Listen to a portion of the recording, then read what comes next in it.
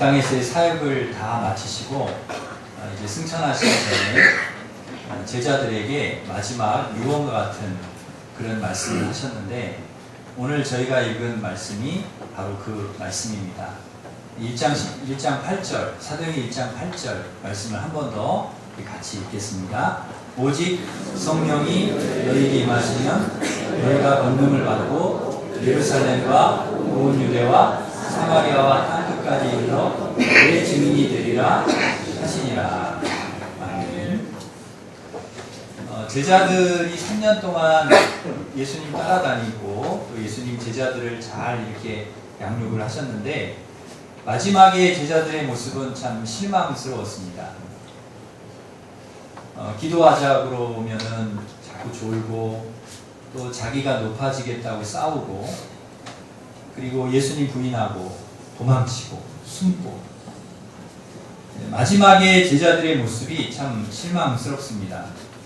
그런데 제자들이 갑자기 좀 변했어요. 돌변해서 예루살렘이 위험하기 때문에 갈릴리로 또 도망을 치고 숨어 있는데, 다시 이 사람들이 예루살렘으로 올라와서 복음을 전하는 것입니다. 예루살렘에는 예수님을 죽인 세력들이 그대로 있기 때문에 위험하거든요. 잘못하면 너도 예수님 제자지, 예수 제자지, 그러면은 잡히면은 잘못하면 죽을 수가 있거든요. 그러니까 되도록이면 예루살렘 안 가는 게 좋은 것인데, 예루살렘으로 다 이 제자들이 올라와서 복음을 전하는 거예요. 야고보 같은 경우에는 순교를 합니다. 예루살렘에 올라와서 복음을 전하다 순교하고, 베드로도 고문을 당하고 감옥에 갇히고, 바울도 매맞고 죽을 고비 넘기고, 그런 말할 수 없는 고난과 환난을 당합니다. 도망쳤던 제자들, 실망스러웠던 제자들이 어떻게 이렇게 변했는가? 무엇이 제자들을 바꿔놓은 것인가? 오늘 말씀에 그 답이 있습니다. 오직 성령이 너희에게 임하시리라. 제자들에게 성령이 임한 것이죠. 성령이 임하니까 제자들이 권능을 받고 예루살렘, 온 유대, 사마리아와 땅끝까지 가서 예수님의 증인으로 살아가는 것입니다. 복음을 전하는 것이죠. 사람이 바뀌는 것이 쉬운 일은 아닙니다. 너무 어렵습니다. 사람이 잘 안 바뀝니다. 여러분은 어떠신가요? 여러분 잘 바뀌십니까? 네, 아무 대답이 없으시죠. 여러분은 그냥 잘 바뀌시는가요? 잘 바뀌는 부드러운 스타일이신가요? 잘 안 바뀌는 스타일이신가요? 사람은 잘 안 바뀝니다. 그래서 그런 말도 있잖아요. 3살 버릇이 여든까지 가신다. 우리 연세 드신 분들은 그게 참 공감이 가실 거예요. 잘 안 바뀐다는 거죠. 그냥 한번 굳어지면 습관이라든지 언어라든지 행동이라든지 이런 것들이 한번 굳어지면 잘 바뀌어지지가 않습니다. 우리 생각도 그렇고요, 마음도 그렇습니다. 한번 딱 굳어지면 잘 바뀌잖아요. 그래서 선입견이라는 것이 굉장히 무섭습니다. 한번 내가 딱 그것이 생각이 되면 그 다음에 그게 좀처럼 바뀌어지지가 않습니다. 그런데 성령이 임하면, 오직 성령이 너희에게 임하시면 너희가 권능을 받고 증인이 된다는 것입니다. 제자들이 바뀐다는 거예요. 변화된다는 것이죠. 이게 제자들만 그렇게 변화가 되느냐? 아니라는 거예요. 성령이 너희에게 임하시면, 이건 우리들을 향해서 하신 말씀입니다. 성령이 우리에게 임하시면 우리가 권능을 받고 새 사람이 된다, 변화된다는 것입니다. 그동안에는 우리가 다른 목적을 위해 살아왔는데, 이제는 하나님을 위해서 살고 예수 그리스도를 위해 살고 하나님 영광을 위해서 살아가는 사람들로 변화된다. 우리의 인격이 바뀌고, 우리의 인격이 누구의 인격이 돼요? 성령이 임하니까 예수의 인격. 우리의 성품이 누구의 성품을 닮아요? 예수님의 성품. 우리의 생각, 우리의 가치관, 삶의 태도가 성령이, 하나님의 영, 예수의 영이 우리 안에 임하니까 예수님의 가치관, 예수님의 삶의 방식으로 바뀌어지는 것입니다. 그동안에 내 방식으로 살아왔어요. 내 생각대로 살아왔어요. 내 마음대로 살아왔어요. 그런데 성령이 너에게 임하시면, 성령이 임하니까 예수님의 생각, 예수님의 마음, 예수님의 성격, 예수님의 그 성품, 예수님의 가치관으로 바뀌더라는 거예요. 습관이 예수님의 습관으로 바뀝니다. 말과 행동이 달라지는 것입니다. 그래서 성령이 임하기 전보다 여러분 성령이 임하면 훨씬 더 좋은 사람이 돼요. 완전히 너무너무 좋은 사람, 너무너무 괜찮은 사람. 사명에 불타고 내가 예수님 위해 살아야 되겠다. 하나님 영광을 위해 살아야 되겠다. 내가 이 세상에서 살지만, 내가 다른 일을 하고 살지만 내가 선교사로 살아야 되겠다. 내가 직장에서 일하지만 이 직장에서 내가 선교사야 돼야 되겠다. 여러분, 선교사가 꼭 이렇게 멀리 나가서 선교하는 선교사님만 선교사가 아니라 우리가 살아가는 삶의 터전에서 내가 예수님을 증거하고 예수님의 가치관을 가지고 우리가 믿음으로 살아가면 여러분이 선교사인 줄 믿습니다. 여러분을 통해서 예수님이 향기가 나고 하나님의 영광이 드러나고 그게 바로 선교사라는 거죠. 성령이 너희에게 임하시면 이러한 역사가 우리에게 임하게 되는 줄 믿습니다. 변화되는 거죠. 새로워지는 거죠. 여러분이 이런 변화가 있습니까? 여러분 예수님 믿기 전하고 예수님 믿은 후하고 뭔가 좀 달라지셨습니까? 네, 한 3분 정도. 여러분 달라지셨습니까? 아직도 조금 덜 달라지십니다. 여러분 달라지신 줄 믿습니다. 네, 제가 볼 때 여러분 많이 달라지셨어요. 제가 여러분 예수님 믿기 전에는 제가 모르지만 과거에 여러분이 어떤 삶을 살아오셨는지 모르겠지만 아무튼 지금 신앙생활 하신 여러분의 모습을 보면 아 달라지셨다 하는 게 느껴져요. 제가 아는 분 중에 한 분은 정말 달라지신 분이 있어요. 술, 담배를 너무 좋아하시고 그리고 싸우는 거 너무 많이 하시는 분인데 그냥 동네에서 하여튼 이분이 돌아다니 다 싸워요. 모든 사람 술만 드시면 싸워.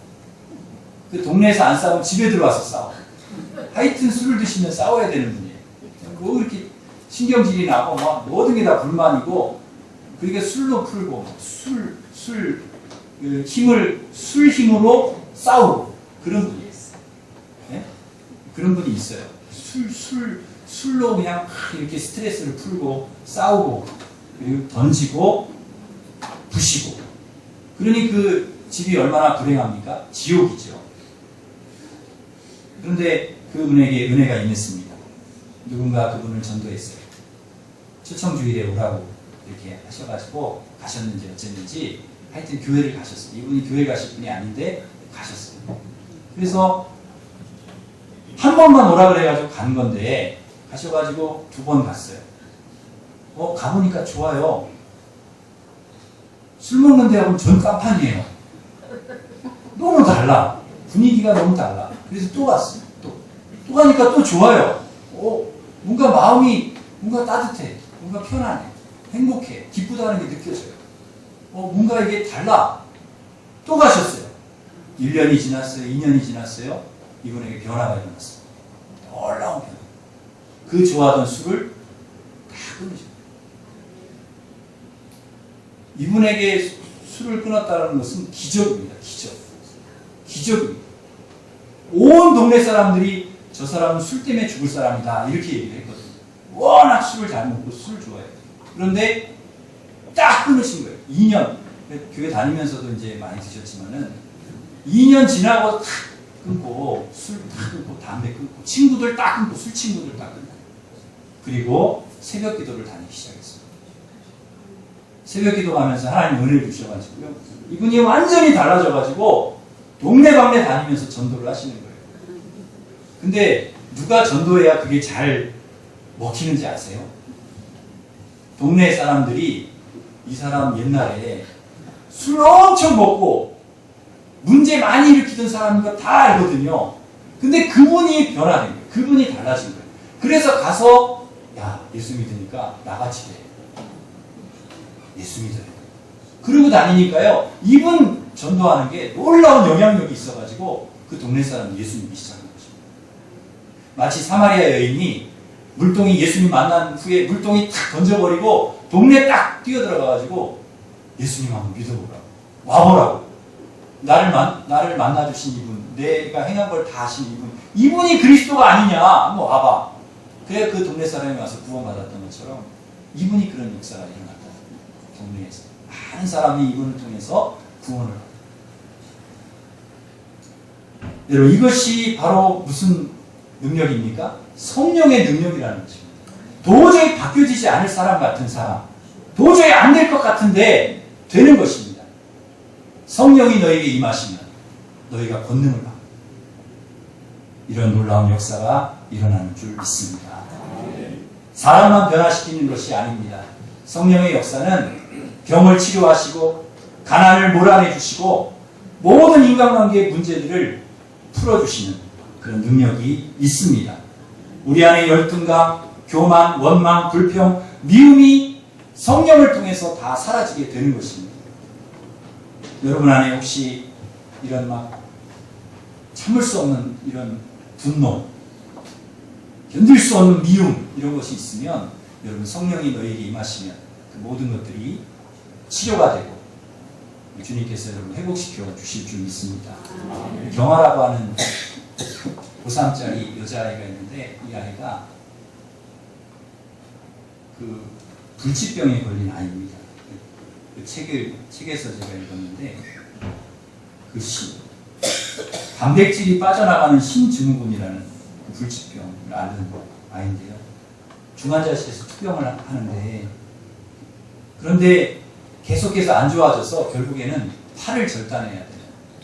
그런 상황까지. 고3짜리 여자아이인데 한참 사춘기이고 한참 이렇게 우리 아이도 보면은요 고3인데 아주 거울 앞에 서가지고 아주 거기서 세월이 갑니다. 엄청 세월이 가요. 네, 거울 앞에 떠날 줄을 몰라요. 그래서 네가 무슨 백설공주냐 이렇게 거울을 오래 보내요. 그렇게 자기 이 외모 이런 데 관심. 그런데 이 아이가 경아라는 아이가요 한쪽 팔을 잘라야 돼요. 그런 어려움이 왔어요.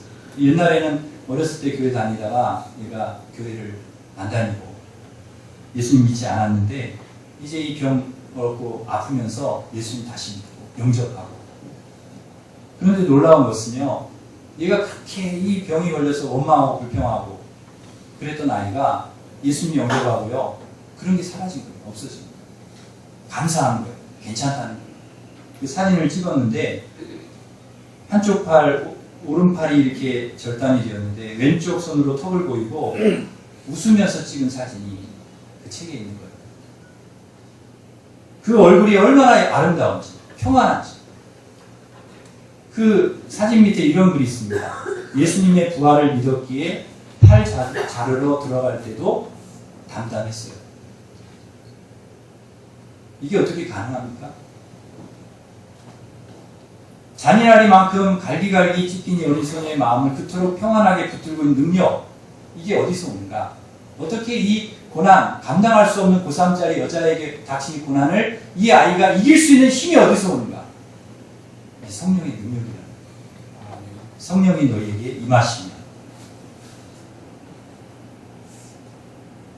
어떤 집사님이 그런 말을 하세요. 전에는 남편이 너무너무 미웠답니다. 하여튼 다 미웠대요. 앞통수도 믿고 뒤통수도 믿고 옆도 믿고 뒤도 믿고 하여튼 누워있는 것도 믿고 걸어가는 것도 믿고 그렇게 미울 수가 없어요. 미운지만 몰라 자기 너무 힘들겠다는 거예요. 저 집사님을 너무 고생을 시킨 거예요. 이분이 스트레스 주고 막 엄청 막 그냥 힘들게 하고 그러니까 너무 미운 거예요. 그 원망도 많이 하고 내가 왜 속아서 이 사람한테 내가 시집을 와가지고 이 고생을 하나. 원망도 많이 해요. 그런데 성령이 너에게 임하시면 성령을 받았어요. 예수님이 영접하고 성령이 임하니까 그때부터 이 남편이 그렇게 불쌍하게 보이더라고요. 너무너무 불쌍해 보이더라고요. 이분이 예수님 믿어야 되는데 이분이 성령을 받아야 됩니다. 그때부터 기도하기 시작한 거예요. 남편을 위해서 늘 눈물로 기도했대요. 하나님, 남편을 좀 바꿔달라고. 남편도 하나님 은혜를 좀 받게 해달라고. 그러는데요. 이렇게 이 집사님이 성령 받고 변화되어서 그렇게 남편을 위해서 기도하니까 이 집사님이 변화되니까요. 성령이 이 집사님에게 임하니까 자연히 남편도 변화되더라고요. 달라지더라고요. 그래서 이 집사님이 그 남편이 결국에는 그 집사님 같이 신앙생활하고 변화되고 이런 역사가 일어났다는 것입니다. 성령이 우리에게 임하시면 이러한 변화가 우리에게도 일어나고 우리 가정에도 일어나고 우리가 만나는 사람들에게도 일어나고 우리 교회에도 일어나고 우리 직장에도 일어나게 될 줄 믿습니다. 전에는 우리가 화를 잘 못 참았지만 지금은 잘 참아요. 성령이 우리 안에 계시니까 웬만한 건 참을 수 있어. 그런 거는 뭐 걱정 없어요. 저는 오늘 일부 예배에 우리 이용순 권사님도 오셨지만 일부에 최은희 권사님 오셨는데요. 예배드리고 가셨는데 그렇게 얼굴이 밝으세요. 아니 권사님 저보다도 얼굴이 더 밝습니까? 항암 2차 하셨다는데 안 힘드십니까? 괜찮아요 목사님. 하나님 지켜주십니다. 하나님 도와주십니다. 저는 권사님 보면서 정말 하나님이 성령께서 우리 권사님 함께 하시는구나. 하나님이 함께 하시는구나. 그런 걸 느끼는 거죠.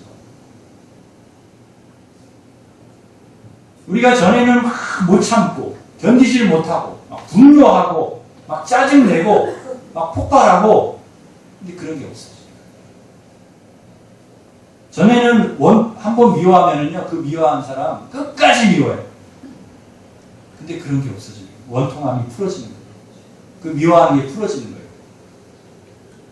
성령이 너희에게 임하시면 그게 풀어지는 거예요. 다 풀어지는 거예요. 용서가 되는 것입니다. 예수님도 나 같은 주인 용서해 주셨는데 내가 용서하지 않으면 되나? 10,000달란트 내가 탕감받았는데 내가 100데나리온 나한테 빚진 사람에게 내가 너 빚 갚으라 그러면 되겠는가? 이런 마음이 우리에게 있다는 거죠. 성령이 우리에게 임하시니까 그렇게 되는 거예요. 내가 이해하자. 내가 용서하자. 내가 죽자. 여러분 나의 힘으로는 도저히 그렇게 할 수가 없습니다. 나의 힘으로는 그게 안 해요. 내 능력으로는 그게 안 돼요. 용서가 안 돼요. 여러분 내 힘으로는 화 안 낼 수가 없습니다. 사랑할 수가 없어요. 그런데 성령이 우리에게 임하시니까 하나님이 주신 힘으로 하나님이 주신 능력으로 그 원한이 풀리고 미움이 풀리고 용서가 되고 사랑하게 되는 것입니다. 이게 성령의 능력입니다. 성령은 예수의 영입니다. 하나님의 영이 우리 안에 들어오시는 것입니다. 그 영이 우리 안에 있기 때문에 그렇게 가능하다는 것이죠. 청년들이 기도할 때 그런 기도를 많이 합니다. 주여 이 세상을 바꿔 주시옵소서. 이 세상을 확 뒤집어 주시옵소서. 그러면 제가 그럽니다. 네가 먼저 바뀌라. 네가 바뀌면 세상이 바뀐다. 네가 뒤집어져야 세상이 뒤집어진다.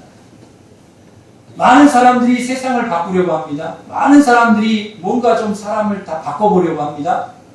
그게 우선이 아니라는 거예요.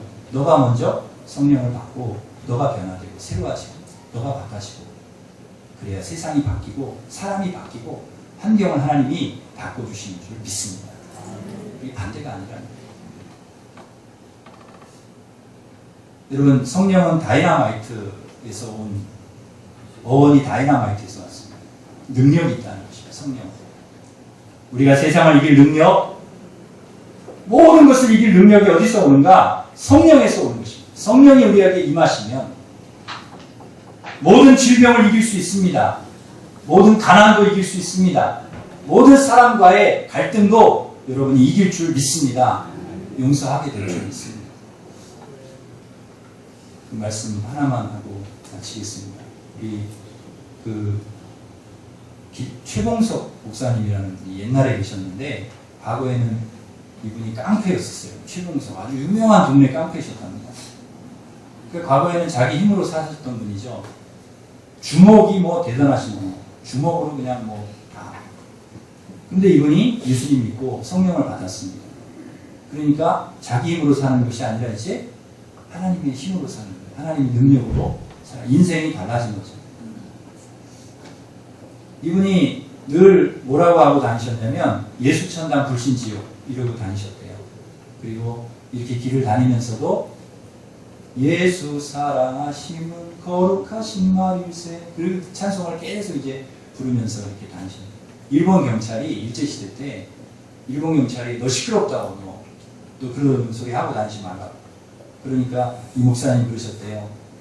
자동차가 빵빵 울리는 거나 내가 예수천당 불신지옥 하는 거나 똑같은 거라고.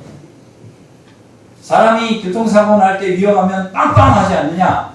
나도 사람들이 지옥 가는 거 보면서 내가 그냥 가만히 있을 수 있느냐. 그래서 내가 예수천당 불신지옥 빵빵 하는 거라고. 나를 말리지 말아라. 말려도 나는 할 것이다. 그랬다는 거예요. 이분이 만주에 가서 전도를 하셨는데요. 노예 파송을 받고 그 만주 벌판 10리, 20리 길을 다니면서 복음을 전해서 12년 동안 28개 교회를 세웠다고 합니다. 아시아의 바울이죠. 여러분 바울이 유럽 이렇게 소아시아 다니면서 교회 개척을 하지 않습니까? 이 최봉선 목사님이 그러신 분이에요. 아시아의 바울. 어느 날 몽둥이와 돌멩이로 막 사람들이 때렸답니다. 이상한 거 전하고 다닌다고. 그래 막 때려가지고 정신을 잃었대요. 근데 정신을 잃고 쓰러졌는데 그 순간 주님의 음성이 들려왔다고 합니다. 봉서가 일어나라. 일어나. 힘내라. 그래서 그 음성 듣고 하나님 음성 듣고 벌떡 일어나서 다시 예수님 예수 사랑하심은 그 찬송하면서 또 복음을 전하셨던 거예요. 배가 너무 고파가지고 먹을 게 없어가지고요. 올챙이를 잡아먹기도 하고 그 다음에 어떤 때는 소똥에 들어있는 콩알을 꺼내 먹기도 했답니다. 최봉성 목사님이 그 어려울 때 이런 기도를 했답니다. 예수님, 아이고야 소똥에도 콩이 있습니다. 제가 이 콩을 먹고 힘이 났으니 또 복음 전하겠습니다. 그리고는 다시 복음을 전하러 걸어갔다는 거예요. 힘을 내서. 신사참배를 반대하다가 감옥에 투옥이 되었습니다. 너 신사참배 안 하면 죽이겠다. 형사들이 막 고문하고 그럴 때 이분이 이렇게 이야기를 했답니다. 내가 죽는 것은 영광입니다. 나는 죽기 위해서 오늘까지 당신들의 신을 경배하지 않고 살아왔습니다. 내가 죽으면 천당에 갑니다. 주님이 나의 집을 예비하고 나오기를 기다리고 계시니 나는 기쁩니다. 하루는 이 형사가 몽둥이로 최 목사님을 때렸습니다. 때리니까 매를 맞을 때마다 예수 천당, 예수 천당 계속 그러시더라는 거예요. 그래서 때릴 때마다 예수 천당. 그러니까 너 왜 이렇게 예수 천당 소리 지르냐 그러니까 내 몸에는 예수님이 꽉 차 있어가지고 때릴 때마다 예수가 튀어나옵니다. 또 때려보십시오. 또 나오지. 이분이 일평생 이렇게 복음을 전하면서 그렇게 가진 고난, 고통 당했지만은 끝까지 복음 전하면서 바울과 같이 그렇게 사셨다는 거예요. 여러분 어떻게 이렇게 과거에 자기 힘 자랑하는 깡패가 어떻게 이렇게 변화될 수 있습니까? 복음 전하는 사람으로 성령이 너희에게 임하시면 너희가 권능을 받고 예수의 증인이 되는 줄 믿습니다. 여러분에게 이런 은혜가 있으시기를 간절히 바랍니다. 오늘은 성령 강림 주일입니다. 성령 강림 주일에 성령께서 마가의 다락방에 있던 120명의 성도들에게 성령께서 임하시고 그들이 능력을 받고 사도행전의 역사를 이루었습니다. 오늘 우리 일심교회 이 성령 강림 주일에 성령께서 여러분에게 충만히 임하셔서 여러분의 삶이 변화되고 예수의 증인으로 살아가시는 은혜가 있으시기를 주님의 이름으로 축원합니다.